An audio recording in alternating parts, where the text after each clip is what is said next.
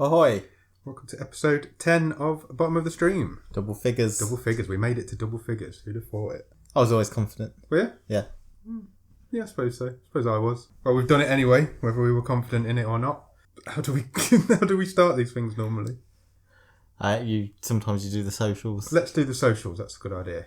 Twitter. If you want to follow us on Twitter, please do. It's at BOTS_podcast. Instagram is the same, at BOTS_podcast. Facebook is facebook.com/bottomofthestream. Email address is bottomofthestream@gmail.com, and the website is bottomofthestream.podbean.com. We mostly update on Twitter and Instagram, I think. Facebook we do as well, but Twitter and Instagram especially, I think that's what all the kids are doing these days. Yeah, but you Seems can to get more engagement on Insta. You can talk to us on any of those, and yeah, we will respond. We're quite friendly guys. That's what we do. I've got a really boring job, so I'll just respond when I'm bored. Good. Absolutely. So, shall we start talking about this week's film? Let's do it.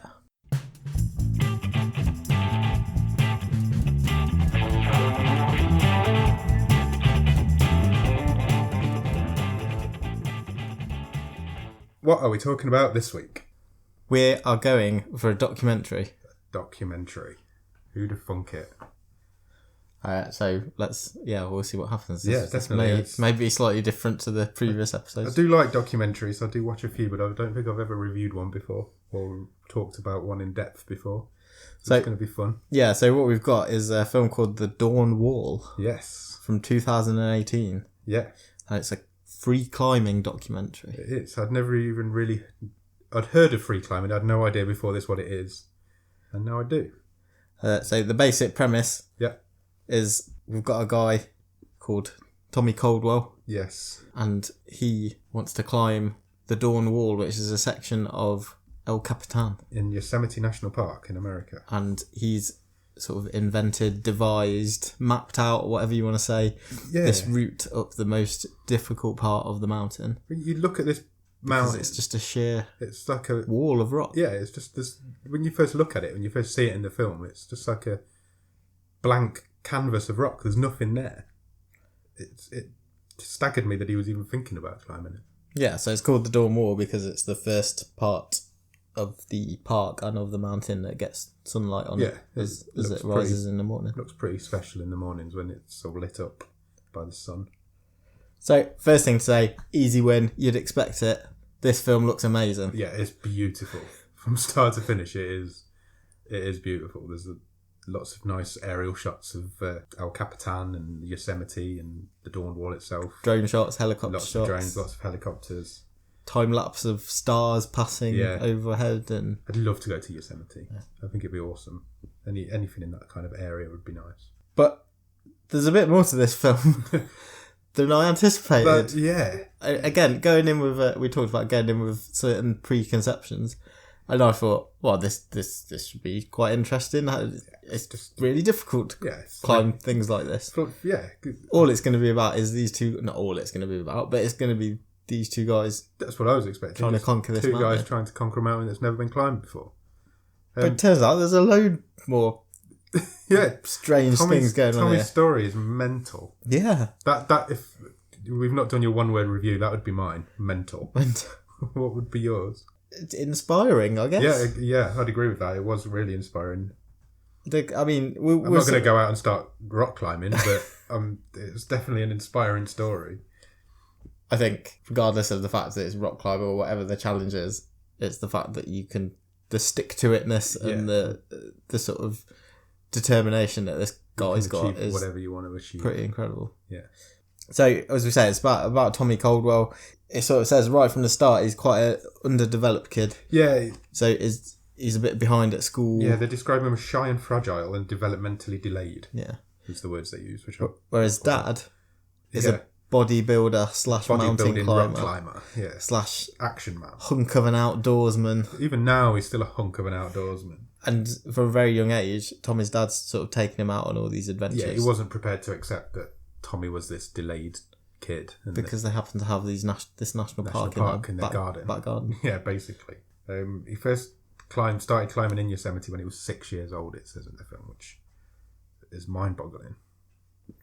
And by sort of 14, 15, he was better than his dad. Yeah, and better than most people by the sounds of it. So it was quite an interesting bit, wasn't it? So again, it's just sort of context to the challenge later. Tommy enters this climbing competition. Yeah. He's an unknown amateur. I don't know whether they undersold it, but basically in the film they were like, yeah, he's just turned up on the day. I think, that's how they made it look, whether that's actually true or not. And he won the whole thing. He just turned up to watch it and then won the whole competition. Yeah. He won the Citizens' Day, which was the day for non-professional rock climbers, and then won the actual day against the actual rock climbers, which is... So he's a bit of a prodigy, it's fair to say. Yeah, it seems like it. So... Whilst he's on this sort of competition circuit, that puts him on the circuit winning the competition. He meets a girl, doesn't he? Yes, a called Beth. Young lady called Beth, who is very similar to him. She's like the female version of him. Yeah, she's quite shy and quiet and well. And yes, but they obviously bond over their rock bond climbing. over their love of the rock. not the actor or wrestler, but the rock. Or the movie with Sean Connery. Yeah. They bond over their love of mountains and rock climbing. It's like Nicolas Cage before it went really wrong. That's a great film. The Rock. Yeah, it's a good film. It is a really good film. Never going to be on this podcast. No. Is it even on Netflix? Probably not. I have no idea. Anyway, we digress. Anyway, yeah. So, because they're both rock climbing prodigies, they get invited to go to an expedition to Kazakhstan. Yes. And this is in the year 2000. Yeah, so... We're talking, so that's the time frame we're at. Yeah. And I think they're around sort of, what, I'm guessing they're around... like 16. 16, 17, something like that. They're halfway up a cliff face. So there's them and another climber, and then the guy who is kind of documenting the whole thing. I've just made up a word. You have it, it's a good word. I'm sticking with it. Let's just plough through. And they're halfway up a cliff face. Yeah. And suddenly they're getting shot at. Yeah, it's the middle of the night, and bullet holes start appearing in the rock next to them. And at this point, I thought, I wasn't expecting this. Because they're camping as well. They're camping hanging from the side of a mountain, which it comes up a lot in this film.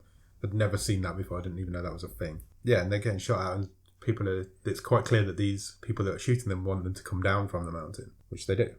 And they're basically taken hostage by these Kazakhstani rebels. Yeah. It's crazy. It's like they're out in the Middle East and they get taken hostage by a load of... I presume there's some sort of civil war going on, or... Yeah, he sort of says, doesn't he, they're in sort of ongoing battles with the military. Yeah. And they're kept hostage for 6 days. Yeah. Walking around the mountains and... Climbing, walking, no food, no water. Yeah. It sounds pretty scary. For a bunch of children, basically children rock climbers. Yeah. And it turns out story. The captors don't really have a plan, though. That's how it seems. They seem to be just walking around in circles, not really knowing what's going on. So, 2 of them leave, don't they? Yeah. 2 of the captors leave not to be seen again. Yeah. Then another one leaves. Yeah, they decide, the remaining 2 captors, I think he said, decided to split up to see if they could get help. Yeah. Or get rescued themselves, because they were clearly lost at this point. So they're left to just being held by one man. By one captor. Yeah. And what does Tommy do? Well, they decide the older one decides that, or the older 2 decide they have a conversation about killing this guy. Yeah. Because they now grossly outnumber him, and that doesn't really pan out. And then Tommy pushes him off a cliff. Yeah. Just out of nowhere, just runs up behind him and pushes him off this cliff. For a 16-year-old kid to make that decision is terrifying. It did destroy him for a while. Yeah. Pretty harrowing thing to have to do. Yeah, you just can't imagine it, can you? No. So they make a break for it, don't they? Yeah, and they find this military camp and they get rescued and picked up and given food and water home. and clothes and sent back to America. So they become celebrities. Yeah, from that they ended up on all sorts of chat shows and news shows, and that's the first sign of them becoming. So I don't know. So maybe some of our American listeners may be a lot more familiar with this story. But I had not heard of this story before. Yeah, I had no idea over here. In America, maybe so. Maybe our American listeners can let us know. Yeah, Canadian listeners, anybody over that side of the Atlantic. That though is a mental story. Yeah, absolutely. That's a documentary in itself, and we have not even started this documentary yet. And I quite liked how this film was structured because it moved from time period to time period. Yeah, it kept and I really liked. I just really liked them being on the wall and then telling their history and then them because the story of this film is this 19-20 day climb up this wall. Yeah. And it flashes between that quite a bit. Yeah. Giving you sort of the background story of who Tommy is. So it sort of leaves them with, being in this media circus at this young age, and then sort of comes back to, again, a bit more info on El Capitan. So, they estimate it will take them 2 weeks to climb this route. It's 3,000 feet. 3,000 foot monolith, he described it as. Yeah. And one guy describes Yosemite as the mecca for rock climbing, and El Capitan as its crown jewel. So there is loads of climbing routes already on El Capitan. Yeah. Quite a lot of them were designed by Tommy. Yeah. And he was the first to do them. So he's not only... I'm trying to think of a comparison. So we'll come on to shortly sort of how he sort of builds how good his physical attributes and what a sort of athlete he is. Yeah. But I can only sort of make a comparison that he's like... Not only is he the Michael Jordan of climbing in terms of athletic ability, but he's also like the Einstein of climbing. Yeah, because he knows it better than anybody by the sounds of this doc. I don't know anything about rock climbing, but this documentary sold him as if he was the god of rock climbing. And I think the bit that maybe most impressed me about this story was how much work had to go into planning this route. Yeah. Yeah. And working out every single step, at one point, foothold. It was, I think it's 2008 when he decides he needs to do this, because a lot of stuff passes in his life before that, and we've jumped forward a little bit. That's all right. We'll come back and catch up. That's fine. So he abseils down from the top. Yeah.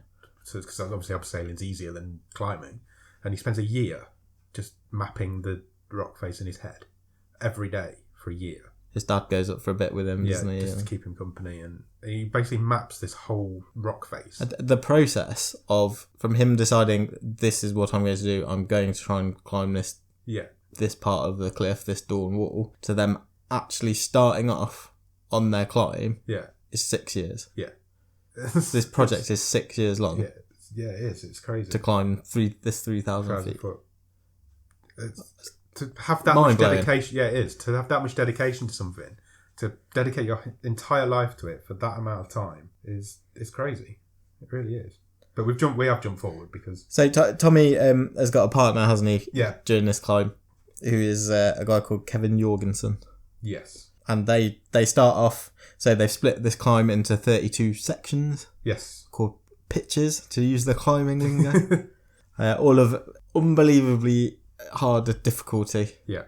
And by the end of day one, they get to the end of section 7. Yes. So the first bit's obviously the easiest bit, you would think anyway. And that's kind of where we leave them for the first part of the climb. Yeah. So then it shoots back to 2000, 2002 kind of time. Yeah.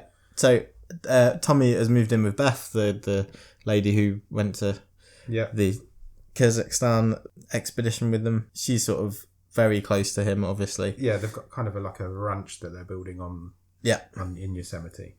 And what accident befalls him next? So literally a year after he gets back from, where was it? Kazakhstan.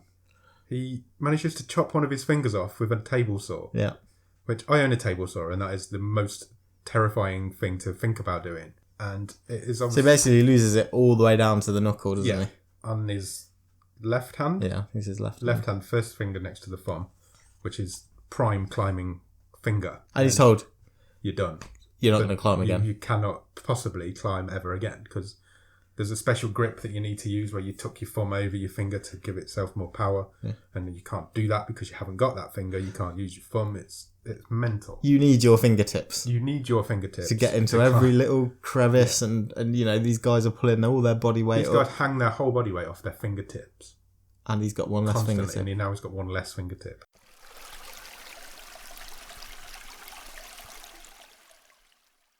I love this next bit. So it's almost like a mini montage. Yeah. He's now got this nub. Yeah. And it's a montage of him doing all this nubbercise. Another good word. So, he's literally lifting weights just with the nub. Yeah, because he's got to try and strengthen it. He's got to try and... There's footage of him mashing it into dirt and... Yeah. And he's basically trying to develop the nerves that would be in his fingertips into the nub, so the nerves come back to life, and he has this feeling in it. It's just the dedication insane. this guy's got is insane. It's absolutely mad. So bear in mind now, for the rest of this film, everything he does, he has one less finger than anybody else who's ever tried it. So he's sort of reteaching himself how to climb, and Beth's helping him. Yeah. They're starting off small. There's footage of them sort of working up various difficulties and heights of rocks, boulders. At the beginning, he can't even climb up like one handhold. Yeah. He's literally restarting from afresh. And so in this time period, I think I got it down as sort of 2002 to 2007. Yeah. He climbed. They got a house, a sort of cottage in Yosemite. Yeah. And he climbs all the existing routes up. Yeah. El Capitan. There's 15. He climbed every single one. And he breaks speed records for most of them. Didn't they say he did 2 in one day at one point? Yeah. Which, when you consider this film, that's crazy.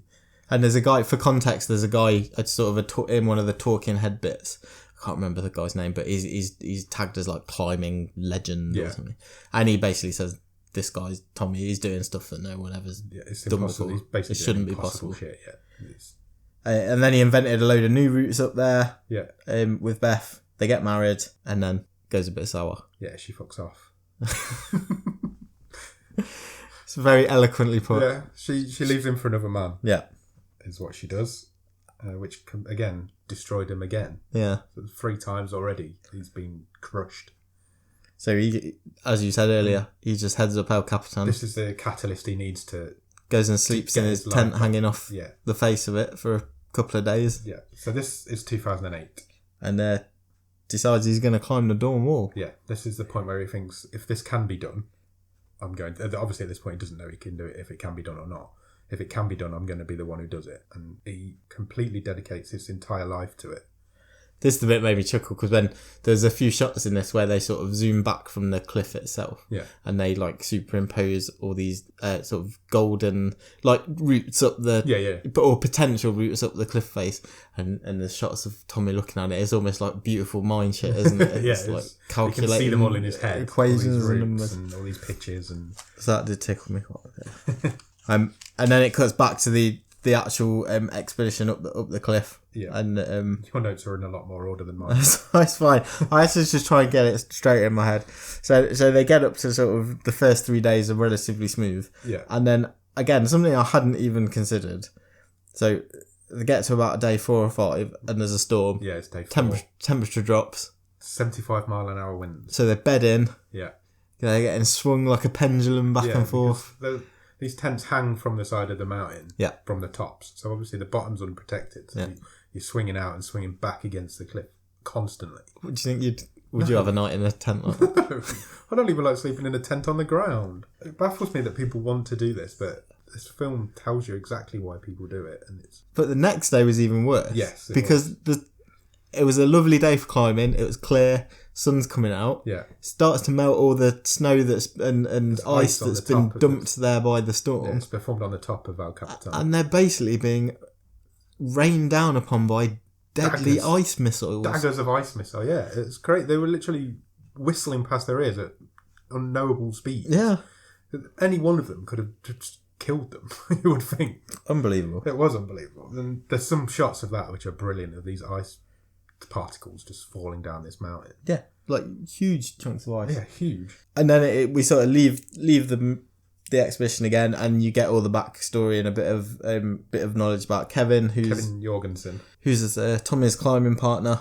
So he was a boulderer. Another thing which I didn't know existed. I didn't know anything about this either. And then somebody I know yesterday went, I went bouldering at the weekend. That's obviously meant to be. We're doing this week.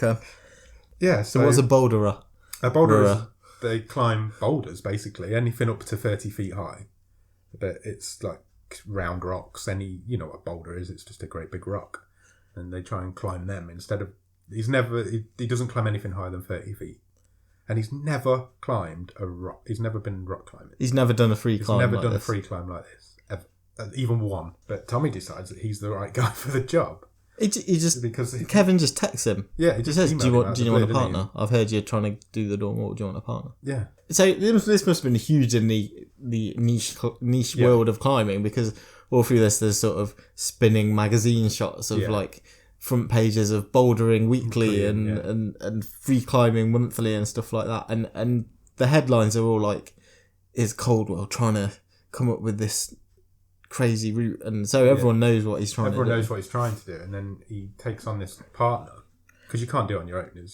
No, because what basically happens is they climb a bit, rope in. Yeah. The next guy comes up. Yeah. So they are safely attached. Yeah. To the ropes and the pegs that they've put in. There's 37 pitches on this route that Tommy designed. But you're pulling yourself up all the way. The rope's just there to catch you if you slip. Yeah. So basically, the first person gets to the pitch, hooks it up, and then the second person follows, and you go from there. So you are always attached to the rock, but there's not a rock. There's not like a rope at the top that you're climbing up. Caldwell is like I've put there. He's like a rock climbing Yoda because he basically trains Jorgensen up at this point, doesn't he? Yeah, from scratch. Yeah, this guy's not from Yosemite. He's never he's from Santa Rosa, California. He's never had to carry a tent up a mountain. No, he couldn't pitch the tent on the mountain. He got stuck between it. He got stuck in the tent at one point. Yeah, the weight of it as well was described at one point. It was phenomenal weight that they had to carry up, and it's crazy. I'm going to keep saying it all the way through, but it is crazy. And then we go back through. So again, continuing through the years, the process of Caldwell trying to work out this route. Yeah, so together they worked together for a long time, obviously, before they tried this. Yeah. And the design. Literally, it's 5-6 years of training him up. So they have to avoid bears. Yeah. They both get a couple of injuries. Yeah. In the meantime, Tommy meets another lady called Becca. Yeah. And it's just practice. Yeah. And then it's all kind of going all right on the climb until they get to pitch number 15. Yeah. Where they've got to go sideways. Yeah. Traversing this cliff face. So with virtually nowhere to hold on, basically. Yeah, that bit was mental, wasn't it? It was like, there's nothing there and you're not going up anymore. So going up is obviously hard, but going down and sideways is virtually impossible because... So what it is they get so far up and then there's not a path above them. It's like glass, yeah. But there is a potential path, I think they said 300 feet, yeah, it was. To the left. Yeah. So they don't have to go across to get to the way to get to the next going up again. Potential path all the way up. Again, for people in the rock climbing world, they're saying this is the hardest thing anyone's ever done. Yeah, in terms of level of difficulty. I didn't catch the rock climbing expert guy's name either, but he says at one point that there's more difficult pitches on this one climb than there are on every other climb altogether on El Capitan. It's literally the impossible climb. So they're both struggling to do this traverse. Yeah.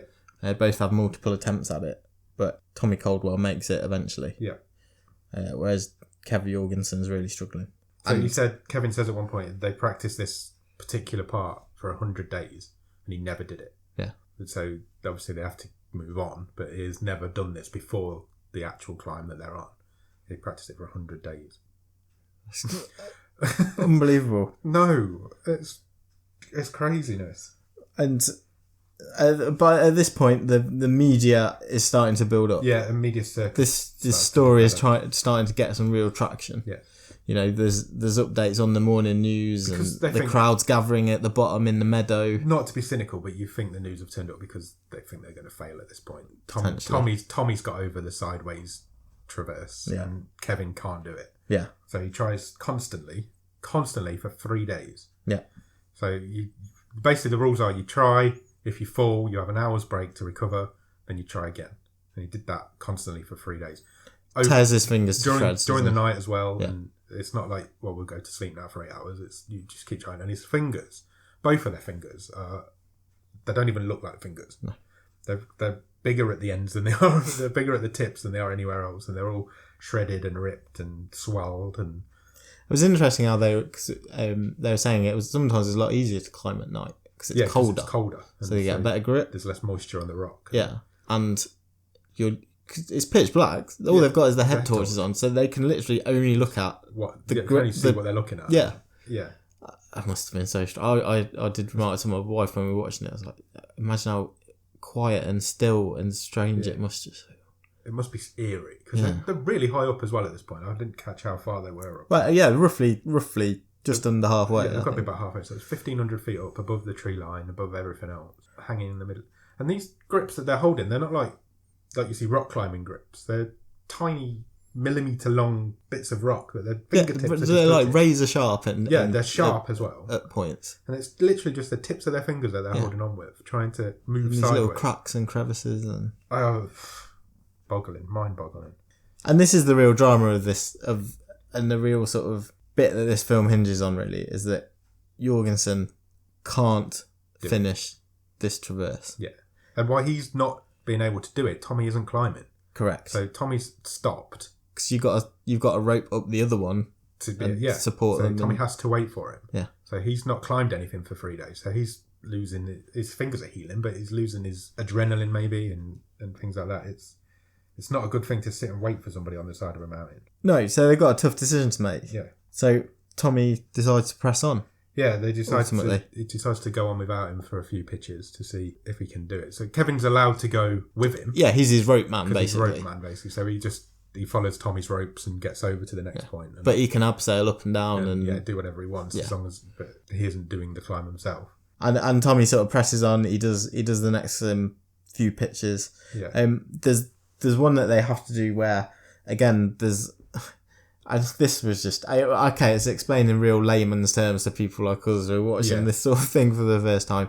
There's a bit again that they spent ages trying to practice where they literally have to launch themselves. I think it was like 7 or 8 feet from a ledge to grab onto again a tiny little fingertip ledge to pull themselves up onto the next jump bit sideways across. And Caldwell never made it in practice, not once. He even built a rig on his house.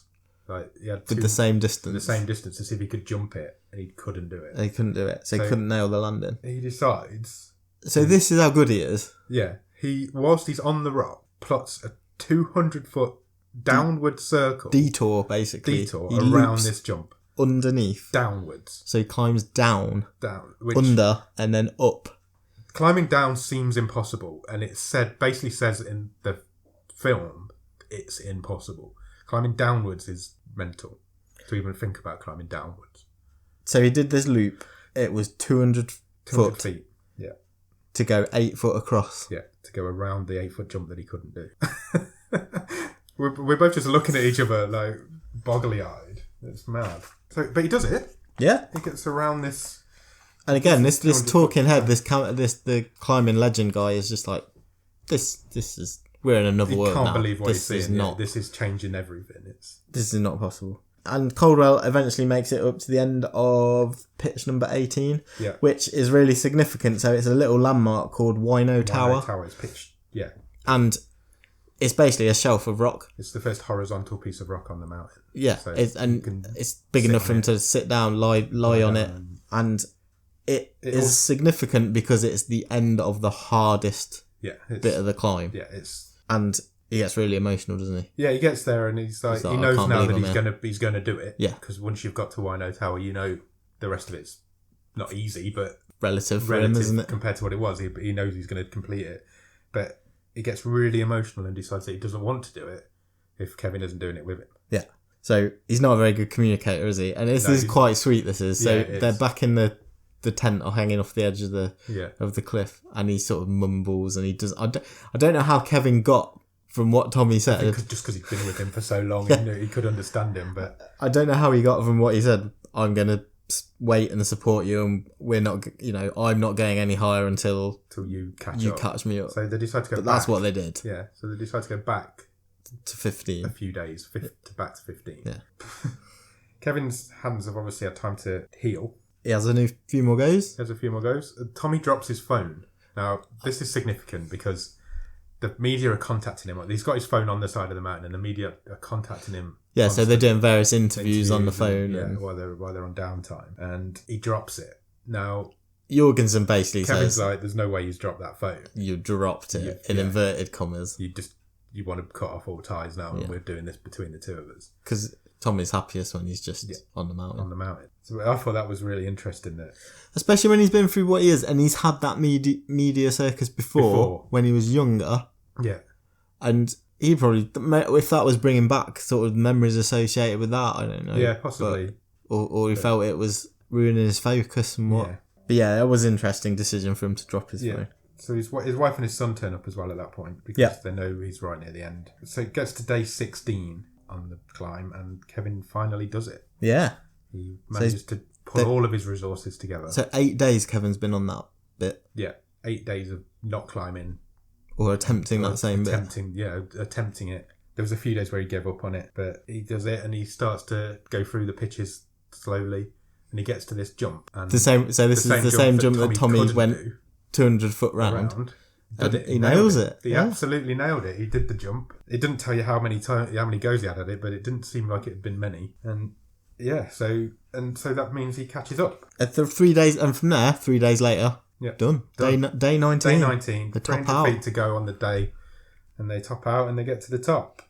And I like the bit on the last morning. So they've only got this little bit left to do. Yeah. And again, there's a shot of them in the tent, and the sun's coming up, and they both sort of say to each other, "Should we just stay one more day?" I don't want to finish. They don't want to go back to the real world. They've had these 19 days up on this mountain.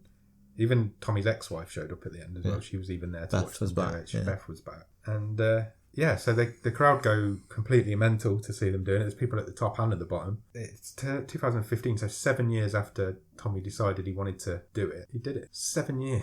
Yeah. Dedicated a vast portion of his life to it. It's amazing crazy. Story. Absolutely amazing story. Absolutely. And there's one more twist to this story. Go on. Right at the very end, they're telling you what happens afterwards, and it turns out the rebel that Tommy killed survived. Yeah. That was just like, what the fuck? You cannot write a script that good. You cannot. The rebel survived the fall down the mountain, and that's crazy times, because that's the ending of a film right there. That's not even an ending of a documentary. That's a film ending, and that blew my mind. Yeah. It was a great story. It really was. I would say it's one of the best documentaries I've ever seen. Yeah. And it was riveting. It really was. And I didn't want it to end. And I had no knowledge of this story, of this event. I'd never heard of Tommy Caldwell. I'd never even heard of the Dawn War. Yeah. Maybe different for, like I say, for some of our American listeners if this was quite a big story at the time, but certainly nothing over here. This did not. Can you let us know if you're in America and you're listening? Please just tweet us at BOTS_podcast and let us know if you'd heard of this story before.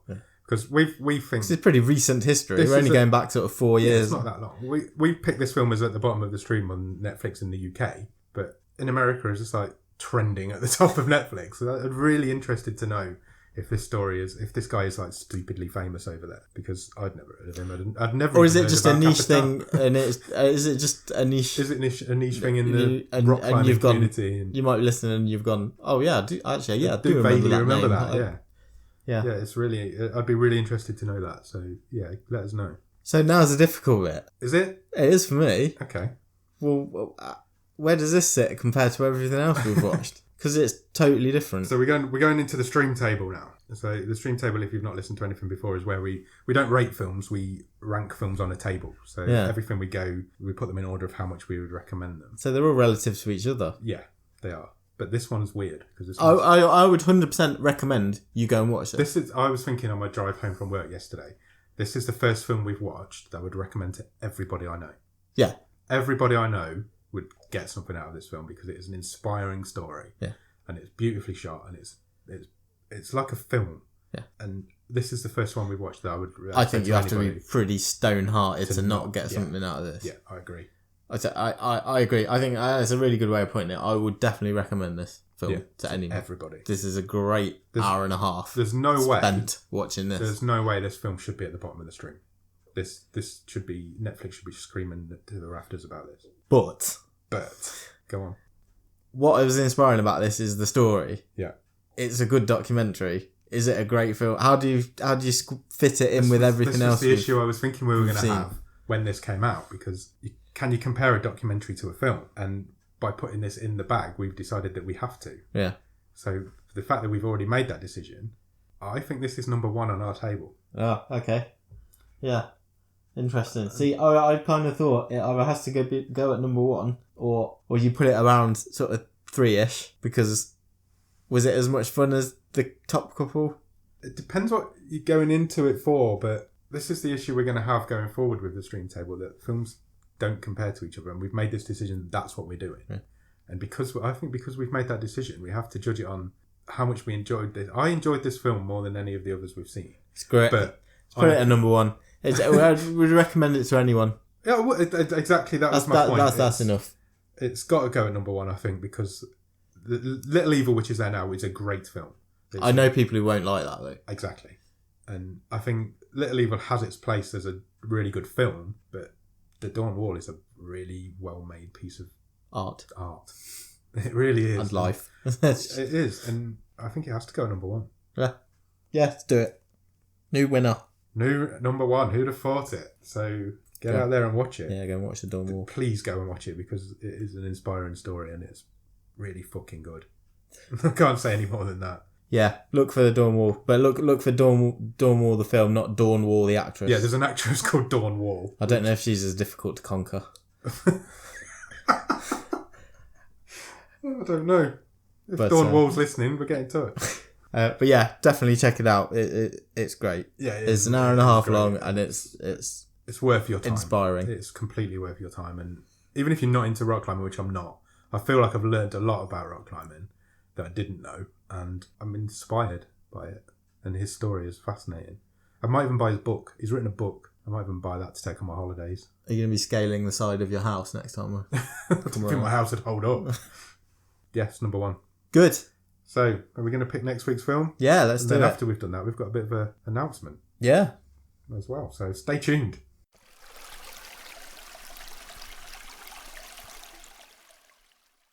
So, I've opened the randomizer and I'm going to press the button.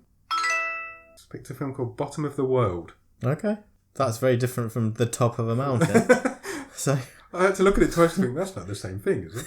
So let's see what Bottom of the World is. It's Australia from here. True. Very true. So Bottom of the World is a 2017 film as a 15 and is described as a drama mystery thriller. So the synopsis. Yeah, go for it. Yeah. Says, the mysterious disappearance of a young woman leads her boyfriend on a journey for truth and perhaps his own unknown reality in this dark, hypnotic mystery that transcends the limitations of traditional narrative. Okay. Sounds arty. Would you like to watch the trailer? Yeah, let's do it.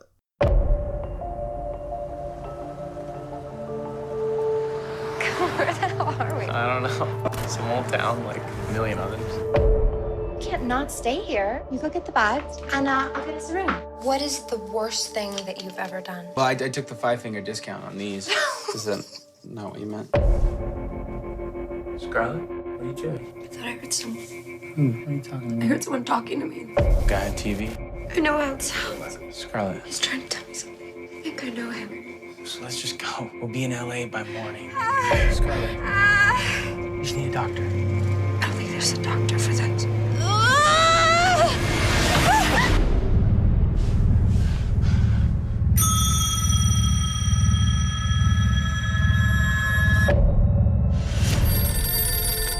Gone and lost your girl? What? Of course, maybe she's just sleepwalking. Is that girl a sleepwalker, Alex? She ain't living by the rules of the Lord. Where are you? In there. In where? With you. Hey, sit down.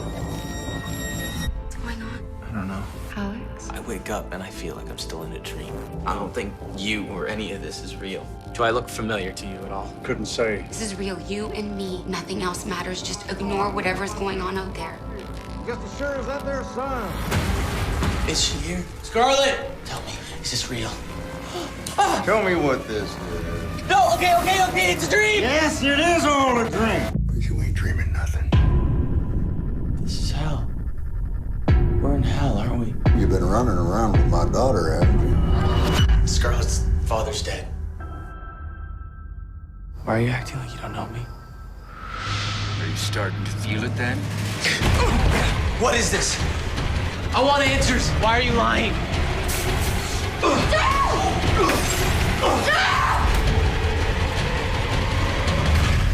Alex. What's the worst thing you've ever done? Where is he? Tell me!